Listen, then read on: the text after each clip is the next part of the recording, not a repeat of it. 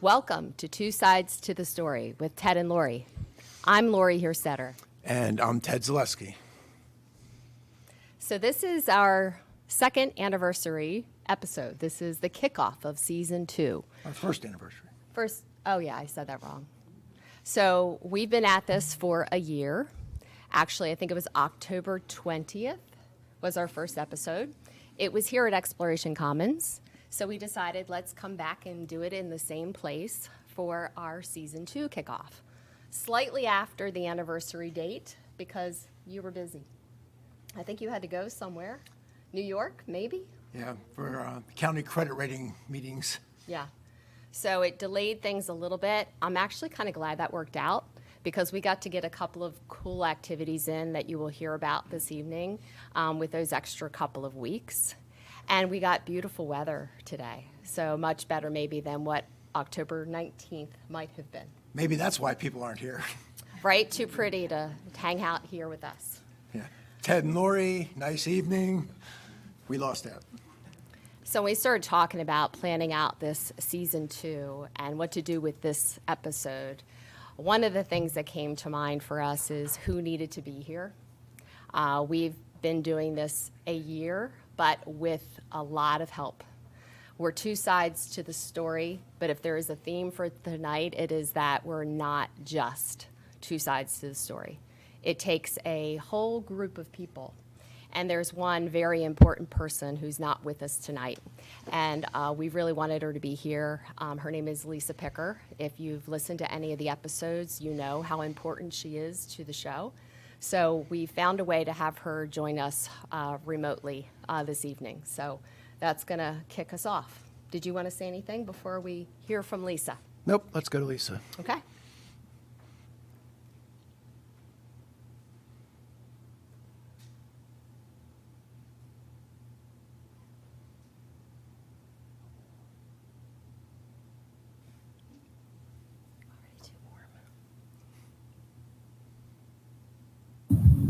Hi, I'm Lisa Picker with Carroll County Public Library. Ted and Lory, I'm so sorry I can't be with you tonight, but I wanted to send some virtual congratulations on completing your first season of Two Sides to the Story podcast. 46 episodes is absolutely amazing. Your vision of becoming an online community where readers can connect with writers, bookstores, and libraries has become a reality. I'm proud to have been just a small part of this journey, and I look forward to future good book hunting trips with both of you. To help us look back on season 1, Andrea Bursler, the executive director for Carroll County Public Library, will be interviewing Ted and Lory. Up next. Okay, before we go to Andrea, first, Lisa was more than just a little part.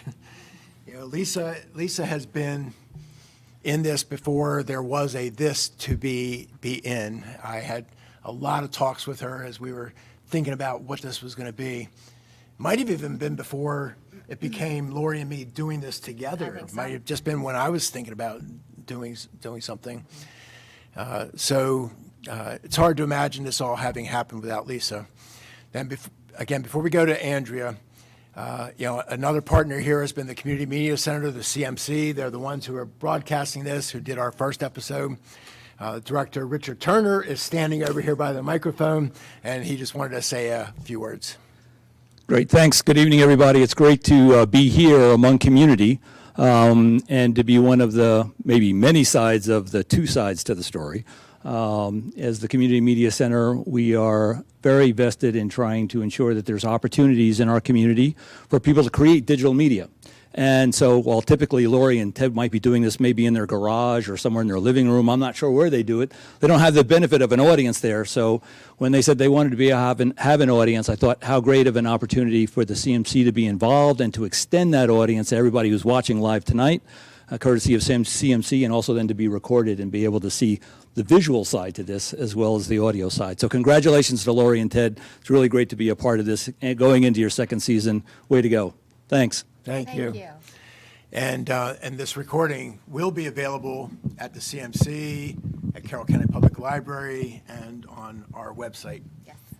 So Andrea, Burstler, the executive director. I've always wondered what an executive director is versus a director. Now, my job, I'm just a better. director, She's better than a director. I guess. To manage the directors, which is a little like herding cats, but not quite that bad. But I don't know. I think it's just a term people make up because they need a title for the job. And chief cook and bottle washer is taken. So, so I want to offer my congratulations as well. And Ted, I remember the first conversation because you came over to the library and you were talking about wanting to do a podcast before the pandemic. And you and Lisa and I sat down and I could just tell you and Lisa were very excited about this project and the possibilities, and we talked about what did we want to talk about, what did you want to do, was there anyone else you wanted to be in the podcast with? And I think then you and Lisa kind of had several other meetings and started bringing Lory into the project, which was great. So congratulations. We were delighted to be able to support you in any way we can. Thank you. Including having you do a lot of your taping here in Exploration Commons. Yes, we're not in the garage. We are here mostly. We've done a couple of episodes on the road, in the car, blinkers on. And so it's been wonderful to have not only the space to do this here, but some of the friendships that have been developed of that will be part of what we talk about tonight. It's really become quite a community. And that's what we want, yeah. And this is our recording home. If you're not familiar with it, if you go all the way to the back corner over here, there's a room that is a recording studio, and that's where we've done 46 episodes, probably 42 of them, yeah. Yeah. Well, and of course, then you have your Angel Joe to help you with all Tech of your Angel. Tech Angel Joe. Yes. Who is here tonight. Yes. And a tour of the facility is worth it if you haven't done so. It's amazing. Not just podcast, studio, but all sorts of other things that you will see some slides on and hear a little bit more about tonight. We've not just been in the studio as of late. No. We've and that leads me to my first question. Can we talk about the episode that hasn't come out yet? Can we? Yeah. There's a reason. It's funny. There's a reason Lory's wearing gold, and you're going to find out what that is in a minute. So we recently recorded an episode of Two Sides in the kitchen here at Exploration Commons. And Two sides to the plate. Two sides to the plate. I love it. And we had a cook-off between Ted and Lory. Based upon their wardrobe this evening, can you guess who won? Gold medal.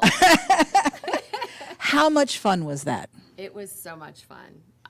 Cooking is something I enjoy about as much as I enjoy reading. So to put the two of them together was a blast. And just to give you a little bit of the backstory, our thought was we record the show, and we've gotten to know some of the staff. And one of the staff members, Nancy, who runs the kitchen, was sharing with us that she's been in a couple of cookbooks. And I thought, well, we can make that a tie-in to the show because this is all about reading. What are you reading? There's so many things. Cookbooks are a book. And I was like, let's put you on an episode and talk about that. Maybe it'll attract a different group of readers than what we have. And she said, okay, great, let's set something up. So we came and we sat, and her and Candace, who is the manager here, had a whole different idea.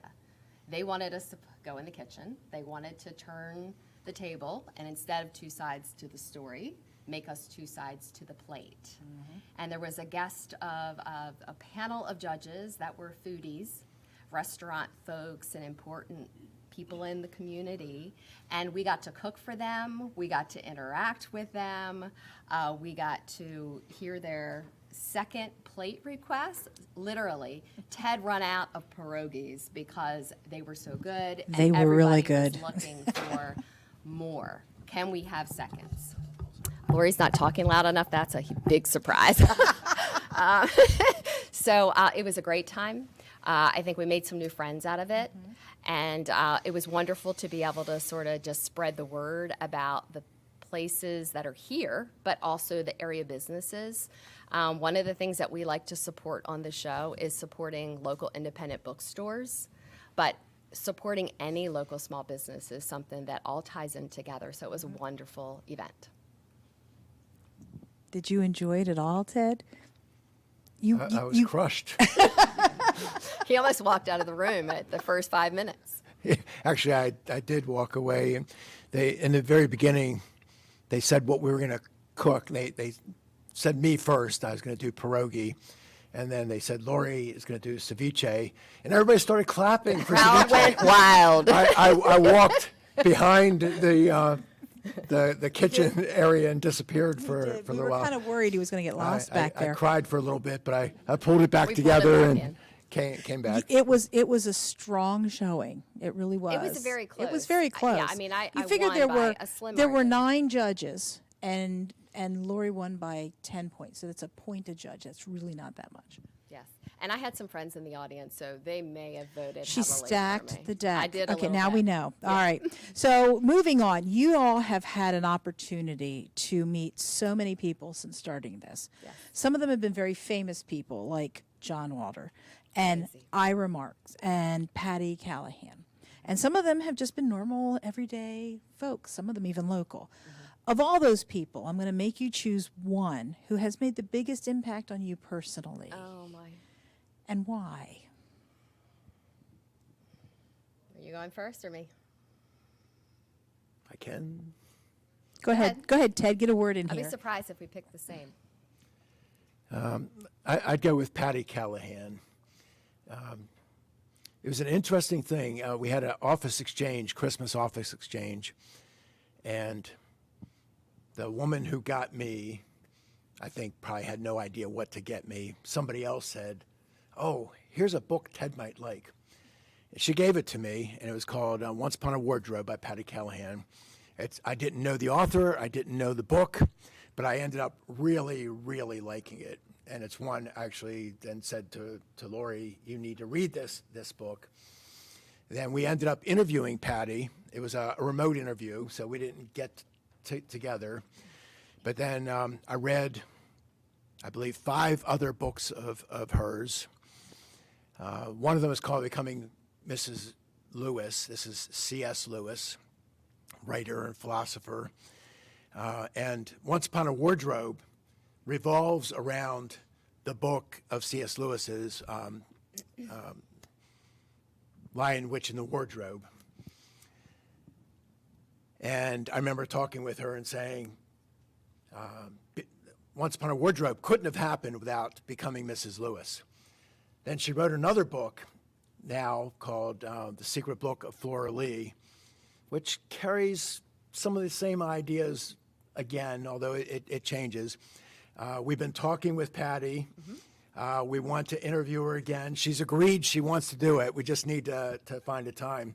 But then just a few weeks ago, Patty and 2 other authors who are part of a group called Friends in Fiction, they have a very, very successful podcast. You know, we number our followers in the hundreds. They're in the hundreds of thousands. But I got to meet Patty. And yeah, it was fun getting to meet her, you know, after having read the books and talked with her and all. Lory? So you gave me a little more time to think about mine, so thank you for going first. It's really hard because we've met such amazing people, and it's hard to pick a favorite. So I will just, you said the one that made the biggest impression. The one that made the biggest So impression on you. that's how I chose. Ted has been for a long time being the MC for Battle of the Books, which is a kids reading competition. And he's done it solo, I think. Have you ever done it with a partner before? So this year, we did it together as 2 sides. And it was wonderful to be part of it. I was part of it before when my son was on a Battle of the Books team. And this was the 2nd time that I had attended.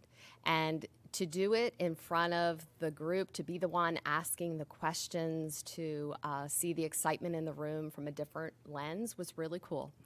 And we got to interview the winning team at the end. And it was a group of 5 young ladies. 5. Called the Reading Red Pandas 2.0 2.0. because they had competed the year before, and this was their 2nd year, and they won. And we got to interview them at the end. And these were 5th grade young ladies. They were amazing. Just the energy from them, hearing them talk about their reading as youngsters, what they plan to do next. It was just a highlight of the season for me. And I have to tell you, it has inspired things after the fact. And that's coming up is I've always been a big fan of children's books. One of the main goals of our show is about promoting children's literacy. And to see it live like that, to spend time with those young ladies, just ignited that for me even more. And it's a new mission for me. I am thinking about writing children's books. I want to do something more that's related to kids and literacy. And they were the launching point for that. That's amazing. Yeah. You know, with the Reading Red Pandas, my favorite moment in that interview was near the end. One of the girls said something like, "And now we can just read whatever we want." Fantastic That's young a women. great story. They're both wonderful stories. And this is not a question I have, but it's something that kind of just occurred to me. Carroll has such a rich reading heritage. It has such we always joke about there being a community of readers. It's one of the reasons we're able to get, big authors Yes. here and that sort of thing. This is something that's contributing now to that culture. How does that feel? It's incredible. I mean, it's hard to know what impact you have.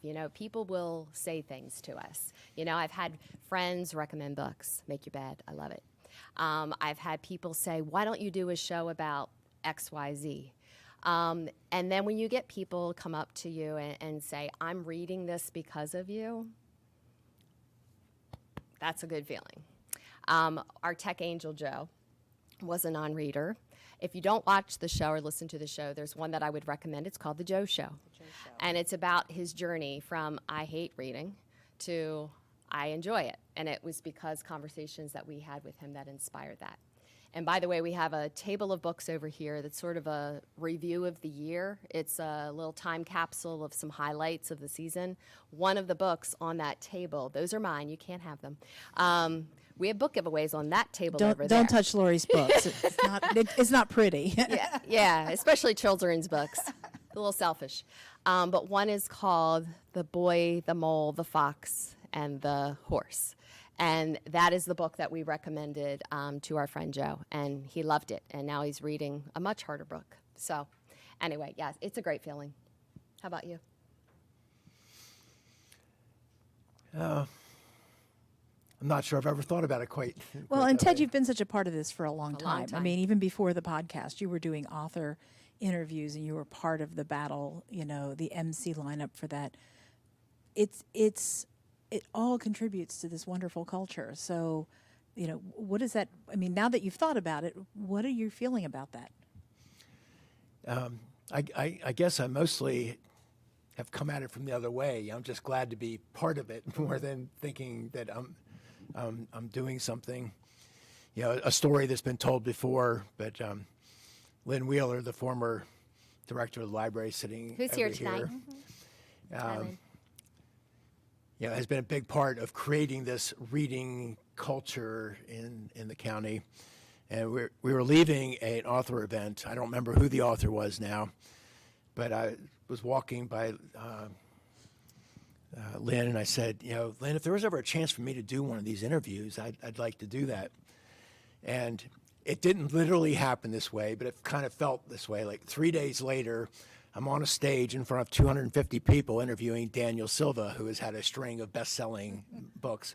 And, Be careful what you ask Lynn for. That's the moral. and since then, I haven't counted them up, but I guess I've done maybe 36 author interviews. Well, weren't you saying in one of the podcasts that you actually ran out of shelf space for the books? Yes, I've been putting all the books on one shelf. They no longer fit in the shelf. Now there's four interviews now that Lory and I have done together Yes. as part of the podcast. But even at that, there's still a couple I've done just Solo. on my own. Mm-hmm. So, it's just good to be part of it all. And, some of the things we're going to be talking about now, just the spin-offs of the stuff we're doing and, where it goes. And maybe the big theme of the first year, I think, is, who saw this coming? So much unexpected has happened to us. And almost all of it has been great. I mean, some of it's been good, but the rest of it has been great. And like Lisa said, I'm just really glad to have been able to be along for the ride for this first year. I got one more big question for you, and then a couple of very short ones, and I see if we can squeeze them in. The big question is this: this project has, as we're saying, become a great deal more than either of you may have anticipated. It's gained a life of its own, and it's all in the best ways. What's one thing you haven't gotten to do yet that you really wanted to, and you just one thing that you haven't gotten to? You can't give me your laundry list. Okay. That you're like, okay, this has got to happen in season 2. Go ahead. You go first. Interviewing Lynn Wheeler. We thought we would do that in the first month, and here we are 13 months later, and still hasn't happened. It's because she's here. It's like, oh, we'll do Lynn. You have to stick around a long time now, Lynn. Are you sure you want that? Absolutely. That is where I was going to go first, so I'm glad you picked that one first. That is absolutely a must-have. Lynn Wheeler is an amazing person, professionally and personally, and I can't believe we've gotten through this first season without spending some time with you. Everyone knows you, but maybe some of our audience doesn't, and they need to know you because it's a privilege. So I'm going to go with another amazing person in our library community, Debbie Scheller. She is the owner of A Likely Story. It is the bookstore in Sykesville. She is such a huge partner with the library. A lot of the events that are put on in this area are related to her in some way. She is a force, much like Lynn Wheeler is a force. And we have been to her store. We've been at events with her, but we haven't got to sat down and talk about her story. And she's a dynamic person. She's such a benefit to this community. And at least I know that she was recognized recently. There is something called Light of Carroll, and she was a winner of that. There's a long list of amazing people who are in that, and she is on that list.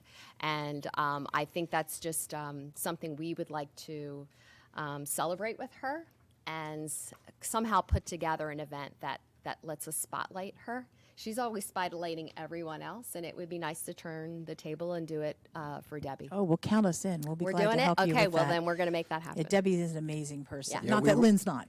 But We were at an event. There's a restaurant in Sykesville called Beck's. Best wings ever. And we were, and we had some people from, not we, Debbie had some people from publishers talking about their recommendations for books, and they went through and talked about maybe 10, 12 books. Then Debbie gets up and says, all right, let me tell you about the really good books now. she saved all the best titles for herself. She's amazing. Her knowledge of books is incredible, and she's genuinely a nice person. She is. Which is one of the best compliments you can give anybody, I think. That's wonderful. Well, I'll look forward to Andrea never said that about me. I don't know. Not to you. I say to everybody else, Ted. Yes. Absolutely. And so my quick questions are this. I want 2 titles from you.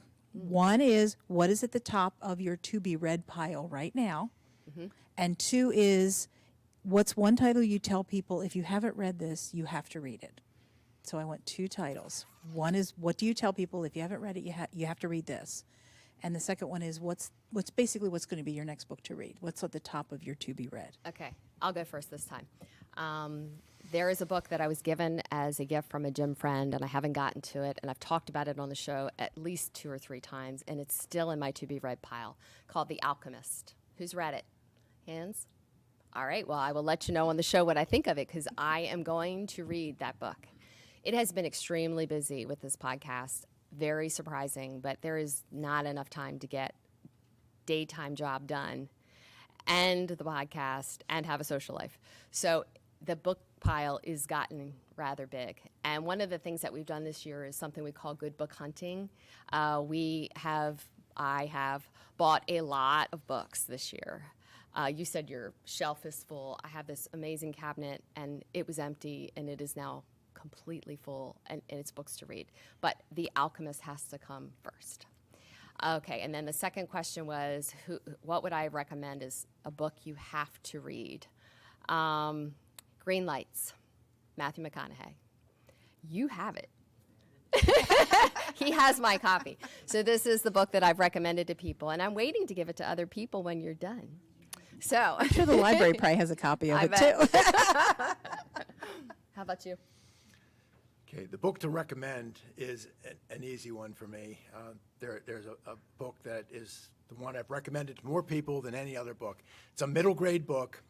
A lot of people say, well, why do I read a kid? I bet Lory and I already know what it is. But this is really, really good. And there's somebody in the audience who got this book last year. Denise, and she read it and loved it.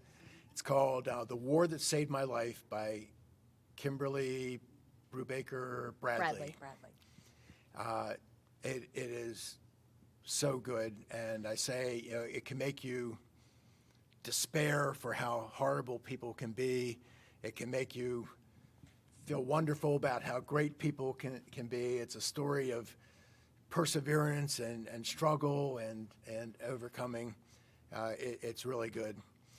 For next on my list, I'm gonna go a little bit off of your path. I'm going to share with you a failure of the next book on my list. Oh, no. As we've been going through this podcast, somewhere along the way, I said, there's something I've been meaning to read for years and years and haven't done it. It's called Remembrance of Things Past by Marcel Proust, or In Search of Lost Time, it's sometimes called. So I said, I'm going to read it. It's 3 volumes. It's a lot of reading, and I started it, and not for the first time. I said, no, I'm not going to read this. And I am somebody who I start books, I finish them. It's just how I am. But I said, no, I'm not going to do it. Something else that was covered in a podcast. Yes, it was. Do you have to finish a book? So then I said, okay, so I'm not going to read that. Moby Dick. I've never read it. Now I'm going to read it. And I started reading Moby Dick, and I said, oh, my gosh. You're falling apart. I really enjoyed Moby Dick. There's so much time talking about stuff that isn't going anywhere. And there's literally large parts of the book that he stole from other people's nonfiction and stuck in his novel. So I said, no, I'm not reading Moby Dick. You know, we're not going to be able to do a podcast about reading books if you stop reading books. Oh, my goodness. Well, those are both great recommendations. And I think that's pretty much all the questions I have, and I want to respect our time. I know, right? On the hot seat. Yeah, exactly. Exactly. That could be my next podcast, right? On the hot seat. Mm-hmm. Oh, we're getting you on the show, too. Oh, you know. yeah. Well, we I'll be know after what our episode is. I'll be after Lynn and Debbie, and that means I might make season 4. So at this rate. thank you both very much for being willing to be interviewed instead of Happy to being do the it. interviewers. I will turn the rest of the time over to you all. Okay. Thanks, Andrea. So, well, I wanted to mention just briefly, I said it real quick, but I want to just say because there is a book giveaway tonight, and there are books over there on that table. So this is, feel comfortable to get up, move around. You have to listen to us talk the whole time. If you want to get up, take a look at the books. If you win, which one you might want, we'll talk a little bit about them, but I just wanted to say that. And cupcakes and water back at the table, so feel free to get up and move around. And then also Lory's memory lane over on the other side. All right, you want to dig into the content? Yeah. Okay, so you mentioned good book hunting. Yes. And we're going to kind of start out with what we thought this was going to be when we started. And even that was, it's not like we knew we had it. We had a lot of talks about what this podcast was going to be. Wandered around through a lot of possibilities. We ended up with some ideas that we thought it was going to be. One of them, Lory said, good book hunting, was one piece. You want to talk a little bit about what we thought that was going to be and maybe what it's turned out to be? Sure. So we knew that the search for good books was going to be a segment of the show. It was named by Lisa Picker, the one who did the introduction for us there at the start. That was originally going to be the name of the show. But that was all about traveling to bookstores, picking books for each other. And we just learned that it was going to be very difficult to do that exclusively because I love to travel, but with everything else going on in life, it's hard to get around. So we limited the scope and said, well, it'll be a piece of the show, not the entire show. And at first we thought, well, we'll be Carroll County. There are 3 in Carroll County local independent bookstores, and we'll hit those, and then we'll take it from there. Well, we took it from there, and we ran with it. And I may have been the first to really go further away with it. I took a vacation to the northern neck of Virginia, and I fell in love with the area and visited some bookstores and met some book people. And it just sort of kicked it up a notch that we then started, we want to go to all the places. So together and separately, we have been to, I don't even know the number, but it is more than 30 easily. I would say somewhere between 40 and 50 stores this year. And the people that we've met, the places that we've been, we have covered Maryland, D.C., Virginia, West Virginia, Pennsylvania, and you went to North Carolina. That's the furthest. And Delaware and New Delaware. Jersey. I forgot about Delaware. And you did the book festivals in New Jersey, yeah. And bookstores. So we're going to get a bus, and we're going to start traveling, and we're going to do it full time. I wish.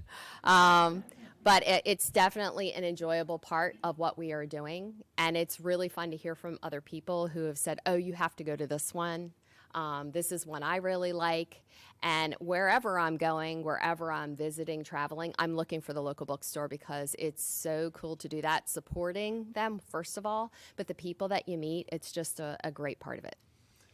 And we have people who do some traveling, visit bookstores, who have shared with us where they are. We have a couple people who are walking in the room right now now. who have done that, and we'd love to have that from others. If you visit a bookstore somewhere, send us a picture, send us a couple lines about we're at such and such a bookstore. We really like it. And just like last year, we've failed on letting them know when they're supposed to be. They figured it out. They've been moving it just fine. Doing a good job, though. Thank you. But maybe go to libraries now. So I think in the beginning, we probably were really focused on bookstores. Just bookstores, yes. It's become a lot more about libraries, not instead of bookstores, but just in addition to doing more. Mm-hmm. And we've visited a lot of libraries too, and met a lot of people in libraries. Yes. Yeah, we met one lady. We went to the Northeast Library in Cecil County for the Cecil County Children's Book Festival. Met a lady named Sabina, very, very outgoing, friendly kind of lady. And she actually worked in Talbot County in Easton. 2 weeks later, we went to the Chesapeake Children's Book Festival in Easton, mm-hmm. and got down there. First thing I did was go try and find Sabina. Has anybody seen Sabina? Yeah, she went that way. Has anybody seen Sabina? She went that way. Like a bolt of lightning. Found her, but when we got up to her, it's like she greeted us like long lost family. We had met her one time and spent a half an hour with her or something like that. Yeah. But it keeps happening to us. We meet people, and people connect us to other people. Libraries lead to other things. And that's a connection with Andrea, who was up interviewing us a few minutes ago. She sort of kicked that off for us. When we went to the Cecil County Book Festival, she was greeted almost immediately by Morgan, who was their executive director, and took us on a tour of their building. It was spectacular. We have lots of photos and videos out there of that. And it gave us a look behind the scenes at some things, and it really was a fun experience. And then we had a conversation with Andrea after that about some of the coolest library locations in Maryland. And she mentioned a bunch. Crisfield is on the list. That has just an amazing branch, comes to mind immediately. And there are several others. So part of our planning for this next season is which ones do we try to get to. Yeah, and Lory mentioned getting a tour when we went to Northeast while they were having this book festival. We've had this happen to us repeatedly. People who take time to spend with us while they've got other stuff going. You're famous, Ted. Yeah. At that festival, it happened when we were in Easton for the Chesapeake Children's Book Festival. Same thing happened. We ended up getting a pretty in-depth look at what the Maryland room in the Easton Library. And also in Easton, we were in a bookstore called Vintage, and the manager of the store spent time with us, took us.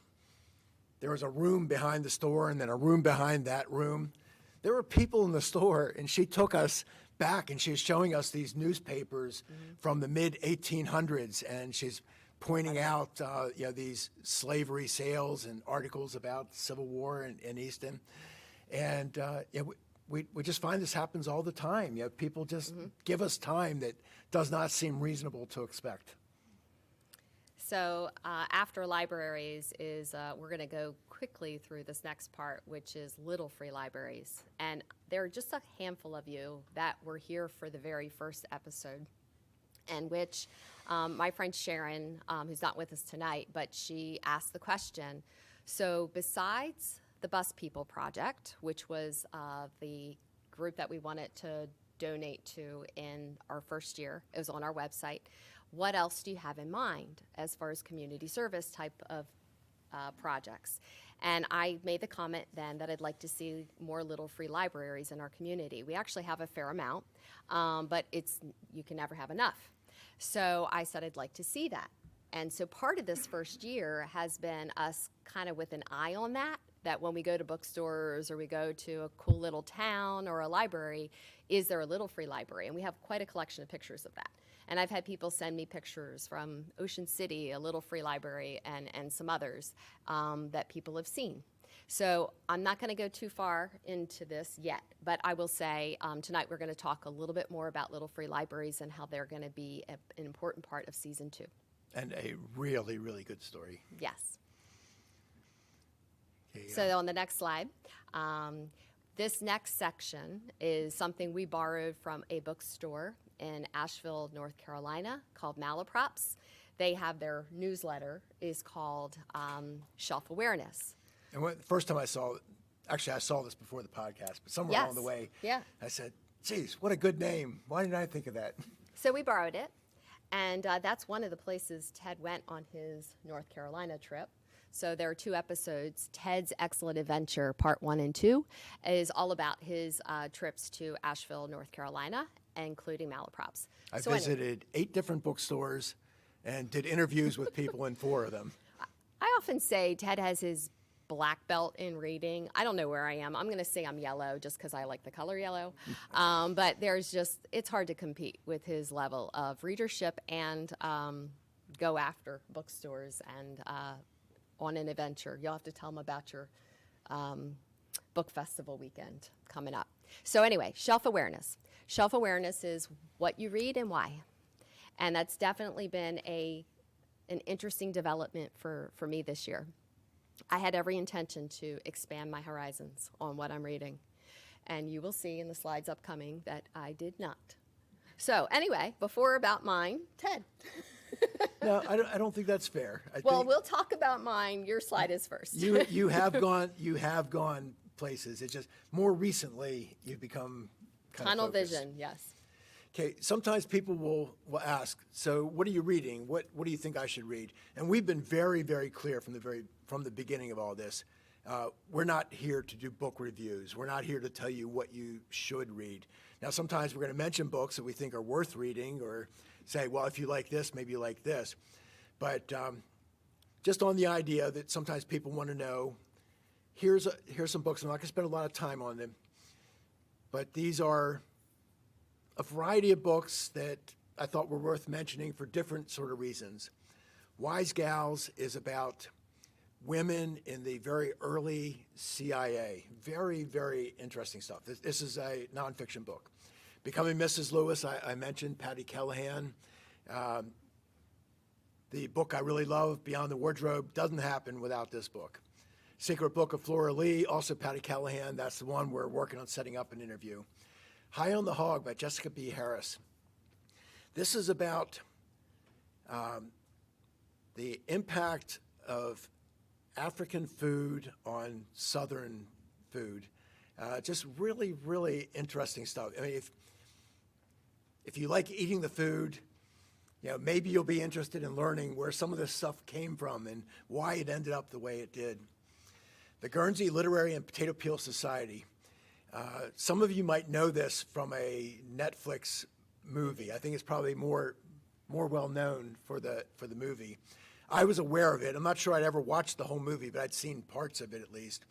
And I was in the Greyhound, a bookstore in Berlin, Maryland. And I was just looking around and looked up and saw it and said, oh, maybe I'll try it.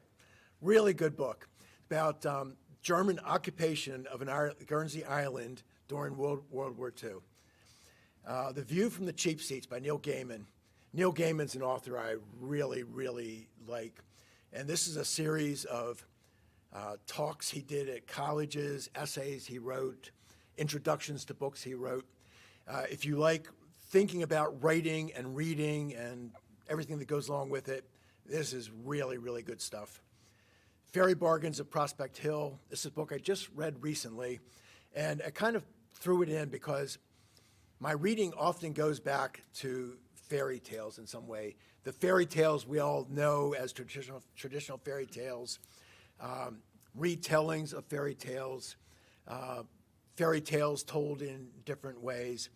And this is one that kind of took, I think, some unusual ways of looking at it that I hadn't run into before. And Biography of a Phantom. For lovers of root music, there's a guy named Robert Johnson who's very important in the blues scene, but impacted many others. Very little was known about him. And this guy, Mac McCormick, spent years trying to find out about Robert Johnson. And he never published the book. He died. But it was just recently published, the work that he did. Very, very interesting stuff. The list of books I've read is much longer than this, and many are interesting as well, but we're not going to take up all the time talking about what I've read. One quick thing on his list, Wise Gals is one of the books that we are giving away tonight, and it is a signed copy. So on the next slide is my list. It looks a little different. They are all children's books.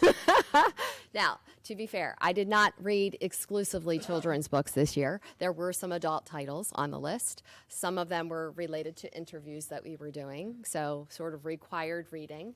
But it does expand your horizons when something is, put to you to read that you may not otherwise have. And I think a great example of that is Once Upon a Wardrobe. I generally don't like to read books where something bad happens to children. And spoiler alert, something bad happens to a child in this book. But it is a beautiful book if you can push past it and get your tissues when you read it. So, but I will say, I mentioned a few minutes ago about the Reading Red Pandas 2.0 and how they inspired me to be on a track with children's reading.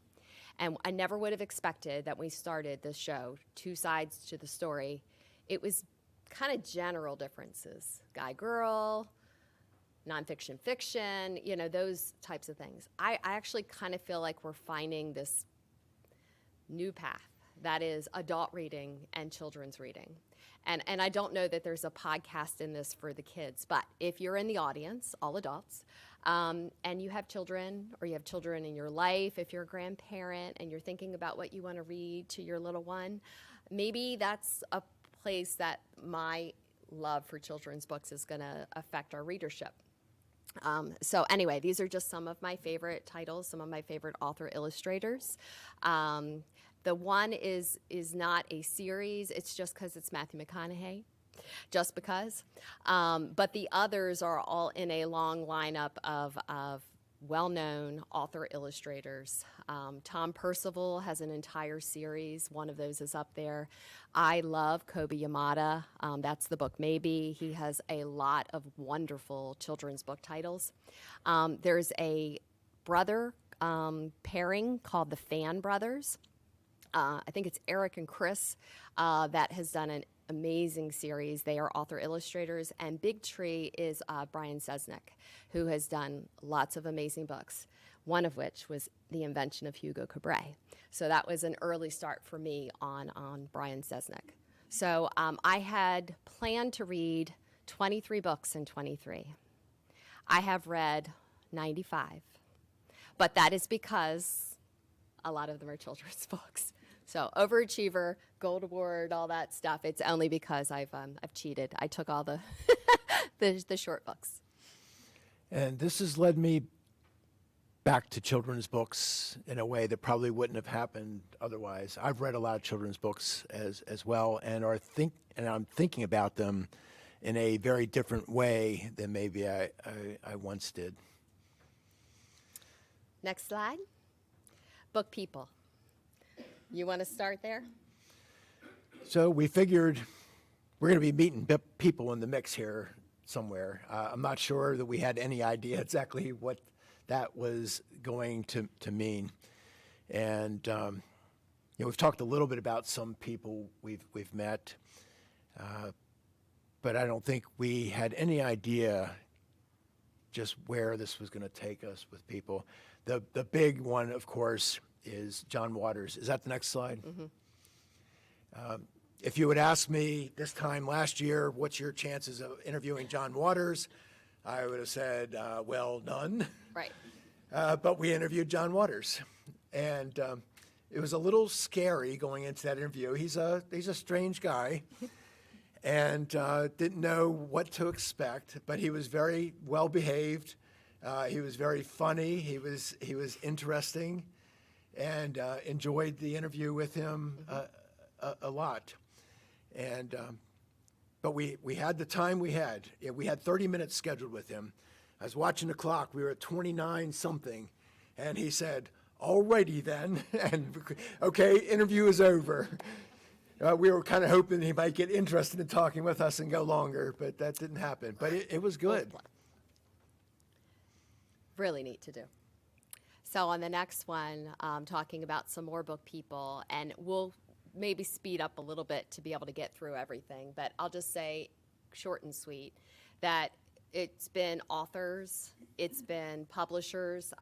Annette Danik is in that picture from Penguin Random House, who is a personal friend of ours. We got to do a tour of the facility. They are a major player here in our local area for publishing. Heather Owings did an interview with us early on. She's a branch manager. Before you leave Annette, an early episode was devoted to Annette and Random House, and then you mentioned Heather Owings. Yeah. An early episode was devoted to her as well. Exactly. When I said tour of the facility, that was part of the episode. You could actually hear the noise in the background of the machines running, which was really cool to see.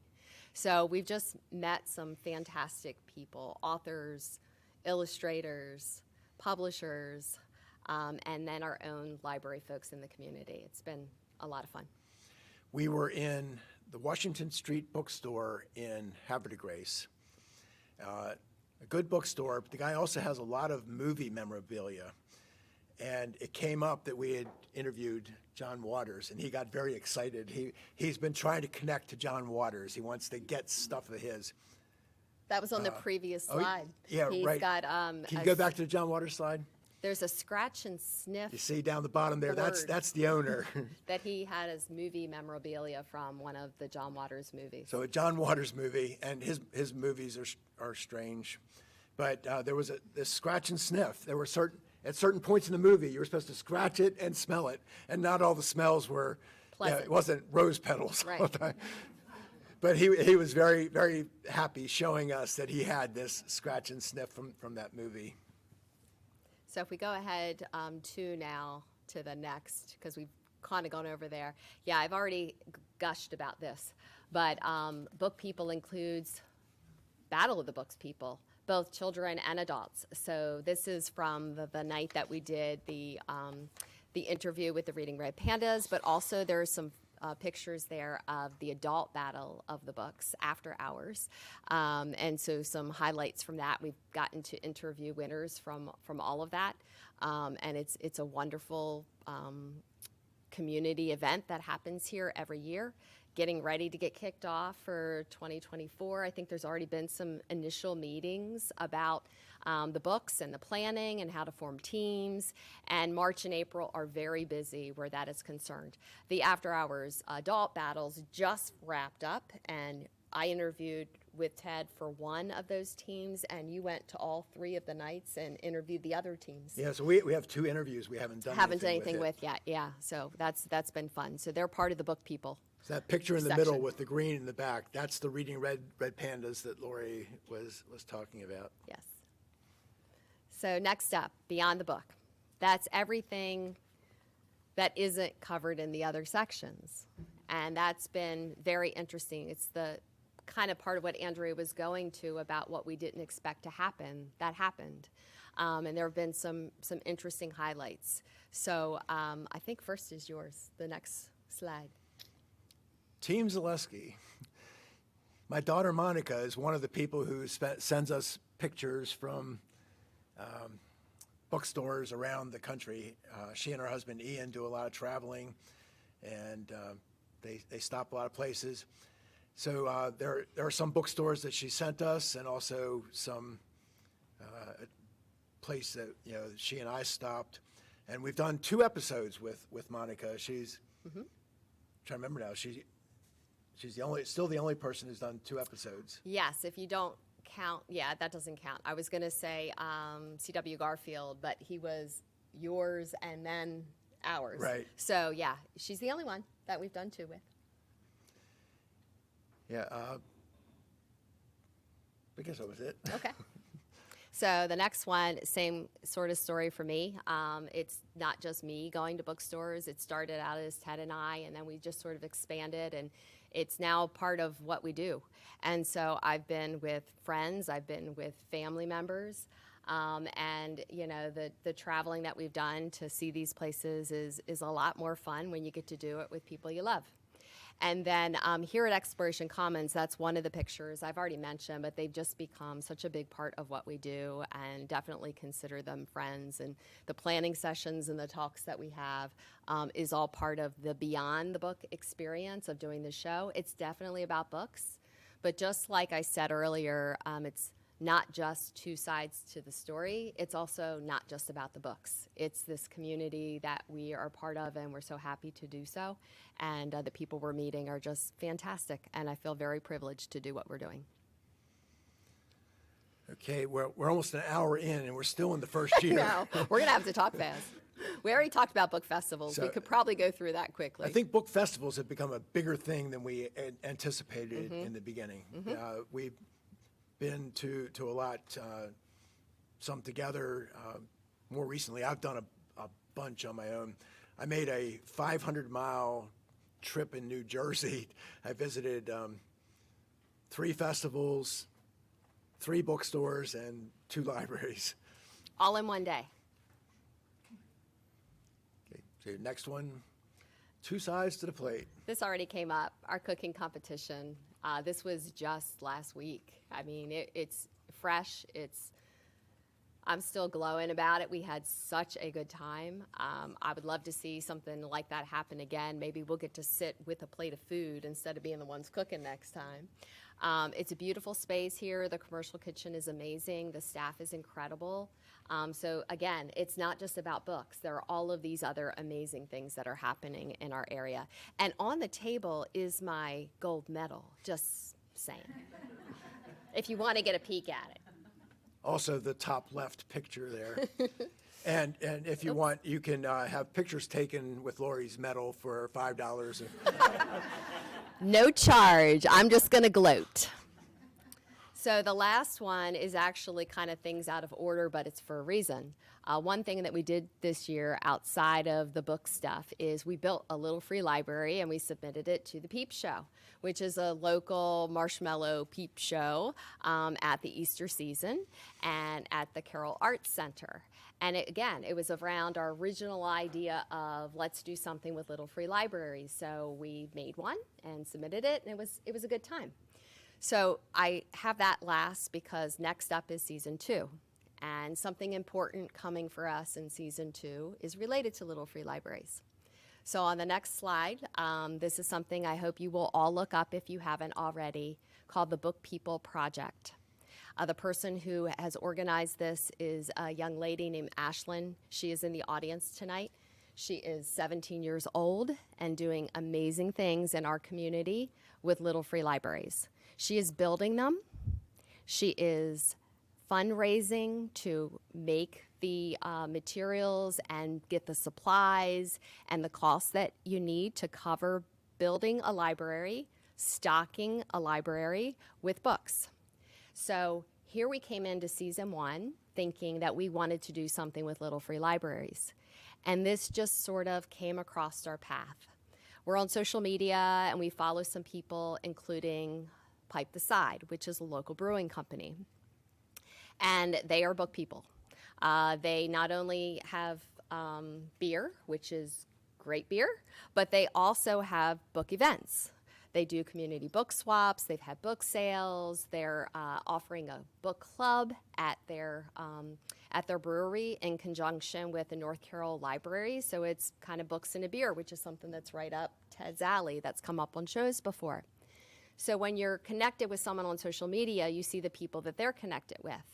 And I saw this pop up for me on Instagram for the Book People Project. I'm like, oh, this is interesting. What is it? And it's this person doing little free libraries. And it just so happens that it's the daughter of the Pipe the Side ownership.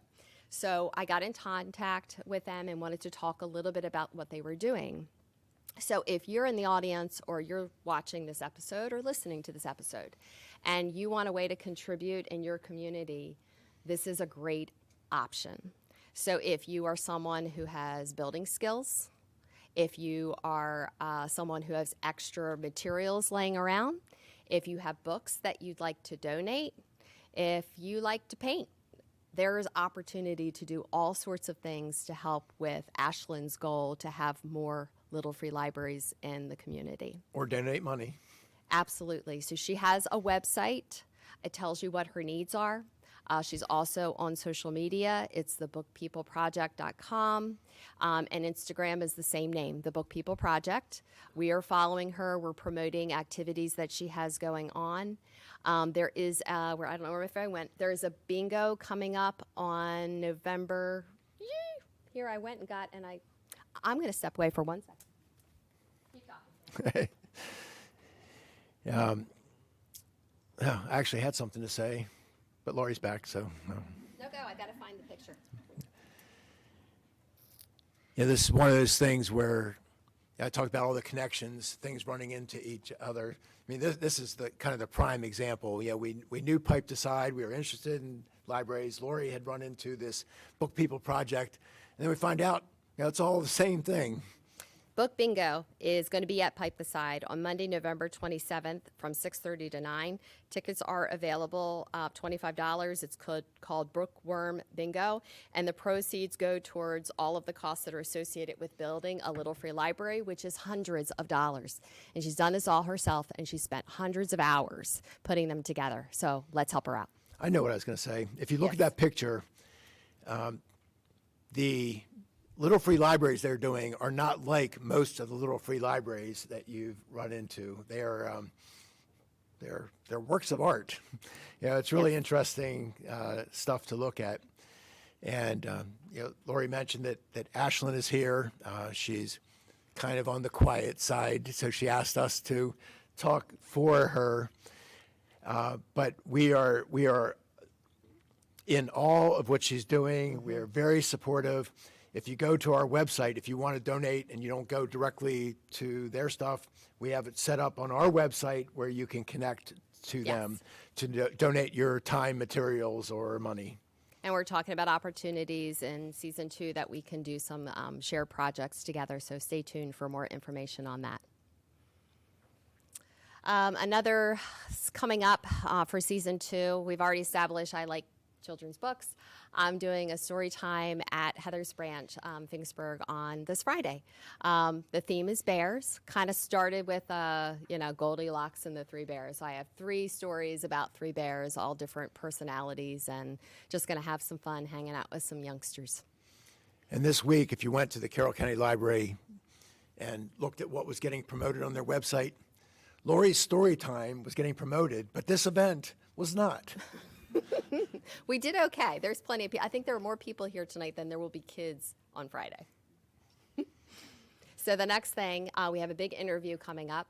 Friends of the Library. Oh, by the way, I meant to say something when you were up here. When you were Friends of the Library is obviously affiliated with Carroll County Public Library, and membership in that is something that is easy to do. There is a table at the back with cupcakes, water, and the forms for Friends of the Library. Andrea, I meant to turn this into you while you were up here. I am turning mine in, Friends of the Library, $5, that's all it takes, to be one of the Friends of the Library. So their events are, I don't know all that they do. I'm going to become a member and find out more, but one of which is their annual meeting, which is happening in December.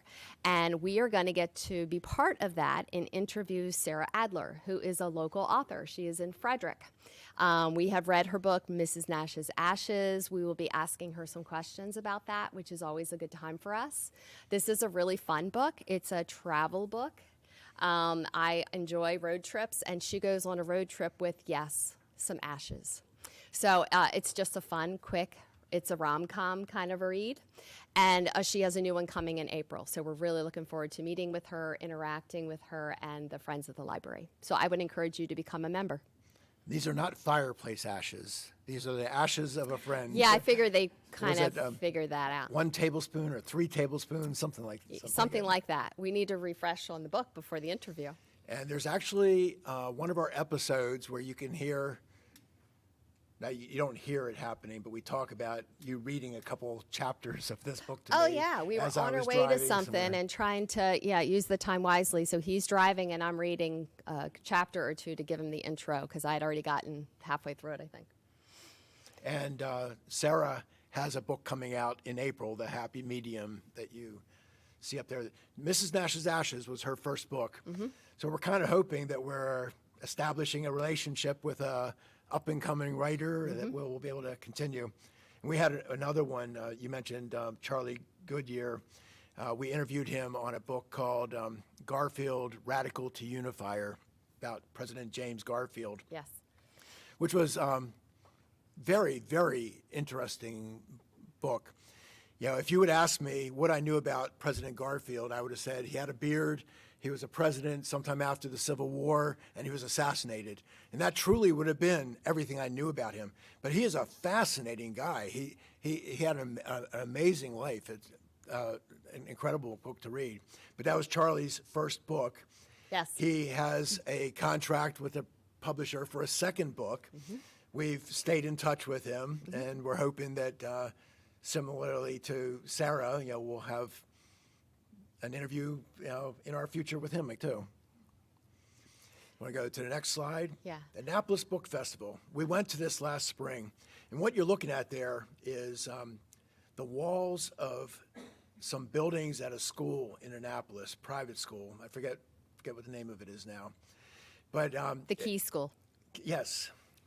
But it's really interesting, and they have this tradition where the senior class one night picks some picture from a book, and they go paint one of these walls, and when the kids come back to school the next day, you've got this new one. And there's some great stuff up there, Harold and the Purple Crayon, Winnie the Pooh, Eric Carle, Calvin and Hobbes, a favorite of mine.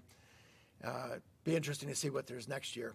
But what's happening in season 2 is we're going to do a live podcast episode from the Annapolis Book Festival. That's April 27th. So we've already talked to them. We just need to work out some of the details, but that one will be on location. And something we've been thinking about, and I don't know how we coordinate it, but we do all these great things and people hear about them. I would love for people to be able to go along with us. That would be one to coordinate some kind of caravan or bus. My friend Cecilia and I talk about the bus, the people in your life and putting them on the bus and who they are and how they matter to you. And let's fill a bus and take them to the Annapolis Book Festival. So anyway, we'll see if we can coordinate something like that, but we will certainly be there. And it was a fun event, so one definitely to try to get to. Last one, as far as upcoming events, there will be many that we don't know about yet. That's how this year has happened. John Waters wouldn't have been on our slides for last year, and it happened. So I'm sure there are some things that we didn't anticipate and won't for this year, but this one's a big one. Maryland Library Association, it's all of the counties and libraries, obviously, in Maryland, get together for their conference, and we're going to get to participate in that. And our intention is to collect stories about what it's like to be a library person. What have they heard and seen in all of the years collectively that these professionals have been supplying books to our community? I can't wait. Again, about book people and hearing the stories and how they've inspired young readers. It's going to be quite a show. I can't even imagine the amount of content that we're going to walk away from to share with our audience about books, communities, libraries, and the things that they're doing in our area. Very much looking forward to it. And Andrea, thank you for making that connection. You said the last, but we actually have another. Oh, I forgot there was kind one of more. interesting one. How could I forget this one? This kind of, my baby. We are still in the early stages, but we're working on putting together a workshop for kids to come see children's writers and illustrators. And we have a date, July, it's a Wednesday in July. I think it's 20, I'll look. Well, I'm looking. Okay. So if you have a child or a grandchild who is an aspiring writer or illustrator, this might be something that they will want to come to. We do not have the people arranged for yet, but we have people we're thinking about. And the idea will be there'll be a big talk where these writers and illustrators will talk to an audience of kids, and then there's going to be a breakout into separate rooms where one author illustrator will talk to a group of kids and another will talk to another group of kids. We're pretty excited about trying to put this together and see what we can make happen. Mm-hmm. Okay, so this is the end of the slides, but the one thing that we have left to do is the book giveaways. So I don't know, do we go all through that, given the time? Do you want to talk about the books and have people select, or we could do that? Well, I think we're okay on time. Okay. We spent a lot of time in year one and kind of moved quickly through year two. Through year two, yeah. So real quick, while we kind of get that together, are they all in there already? Okay, I was going to give a last chance for people to, has anyone not submitted that you want to put it in there so we can do the book of voice? Okay. Okay, before we give those, we also did hand out surveys. Now, of course, there's no requirement to fill them out, but if you did, we'd be interested to hear what you have to say. And if we have time here, even if somebody wants to say something that is on their mind about the podcast, we'd definitely like to hear. So real quick about the books over there to select. I will draw a name, and then you can go pick whichever one you want. First come, first serve. They're all over here. Vanna is showing the book selection. It's quite a collection. And okay, so yep, that one is I can't see that far, but it's the journal for book club. So if you're a book club person and you want a way to document some of your reading, that one is the one for you. It's like a journal for book club. That's what I call a bliss book. Bliss is just happiness, life, it's a Lory term.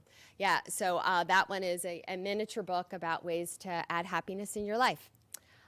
Wink. So one of the things that we've talked about is children's literature not being just for kids. So this is a young adult book. It's about a boy who had cancer and his eye. So imagine the wink. So it's his journey. It's him dealing with adversity and getting through that. This is a magazine, Oh Reader. Do you know about this? Okay, so one of the things that we've talked about this year is expanding your reading beyond the standard book. And we were at a place in Easton called the Flying Cloud bookstore, and they had a whole section of periodicals, which is rare to see anymore. And I just it just grabbed my eye. So I wanted to throw a magazine in the mix. So if you're not a big reader, but maybe you're trying to get there, start with a magazine, and that's a good one. It's all about reading. What's left on the table? Wolfpack. Okay, one of the kinds of books that I really enjoy is ones that come from commencement speeches at college graduations. This is one of those. Abby Wambach, she was a U.S. soccer star for women's soccer, and she did this commencement speech, and it became a book. There are many that are like that. John Waters did one. I don't remember the name of his book that was... We can look that up. Break something? Breaking the Rules? It might have been something like that.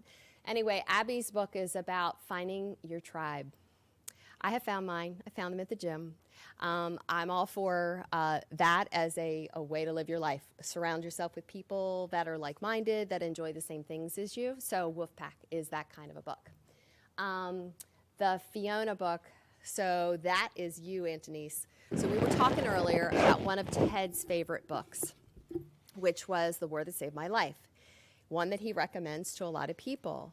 Last year, the person who got that book was my Aunt Denise.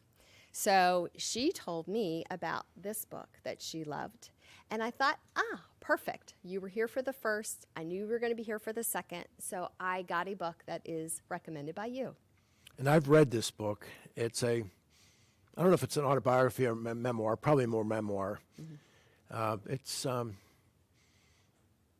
somebody who ended up with a very successful life but had a very hard childhood. I think it starts out with her talking about how she ran as fast as she could home because she needed to avoid all the bad things that were going to happen to her on the way home. We talked about Wise Gals. That was the one that you had on your recommended list, and that is a signed copy. And then lastly is a cookbook. So when I was on my search for what dish to make for the cook-off, one of the things I considered was an Asian-inspired dish because I love sushi. And so I got this book because the chef, Morimoto, was not only an Iron Chef, so cook-off, cook battle, but also that it was Asian-inspired. I flipped all through it thinking I was going to make that. I did not make that, but so it became a book available. So not used. I didn't even cook with it, but so it's another one of our book giveaways tonight. Okay? I'm going to go off script before you draw one. Okay. There's one person in the audience who's getting preferential treatment here. We were in the normal books and records, and I saw a book that I had read years ago and said, I know somebody who might like to read that. It's called Operation Drumbeat. It's about German U-boats operating off the eastern coast of the United States during World War II. A fascinating story. The writing is a little annoying sometimes, but the story is really good. But somebody I've known for many years is here. Sam, this is for you. All right, it's funny because I was going to do it off camera, but I've got one too. Two books, actually.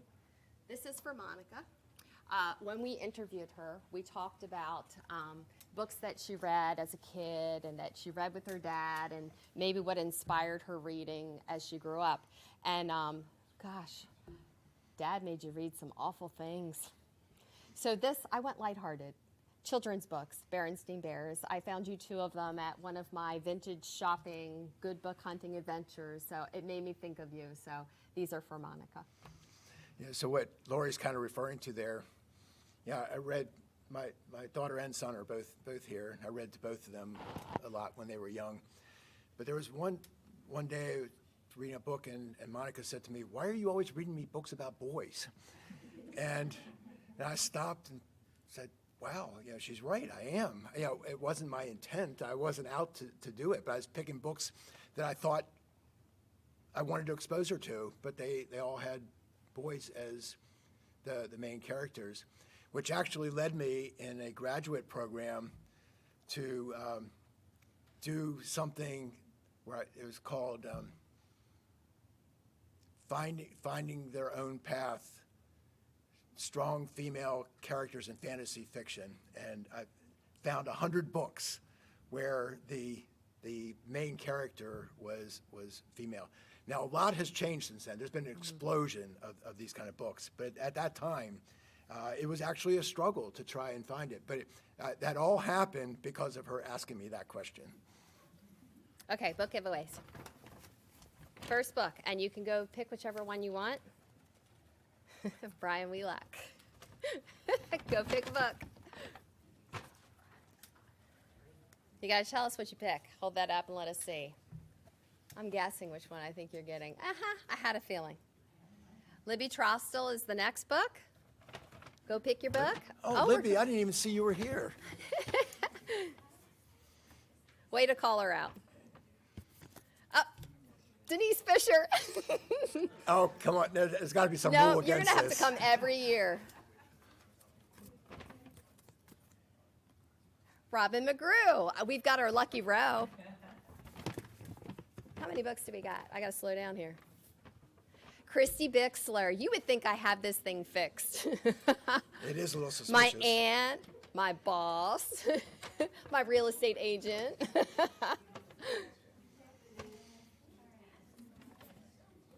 Steve Horn. Did he hear? Yep. Oh, he did. Okay. Ann Gifford. How are we down to? It's like one more. One more? Well, she's on her way for one of them. Oh, yeah, we've got the.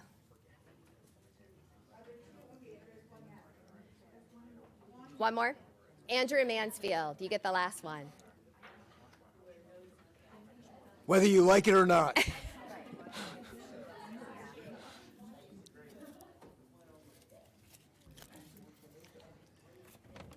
So we do have a few minutes remaining, unless people are saying, please, how do I get out of here? Is there anything anybody would like to ask us or say to us? Stop talking. No? So we had questionnaires on the table. Would appreciate you filling those out. It gives us some feedback about what you'd like to see more of or less of in season 2. If there are things we haven't tried that you would like to see us do, please give that suggestion. If you have a favorite bookstore, library, etc., that you'd like to see us visit, an author that you want us to try to interview, can't always make that happen, but we can try. We would appreciate your feedback. Thank you very much for being here tonight. And as we always wrap up the show, thank you for listening. And enjoy your reading. That's a wrap.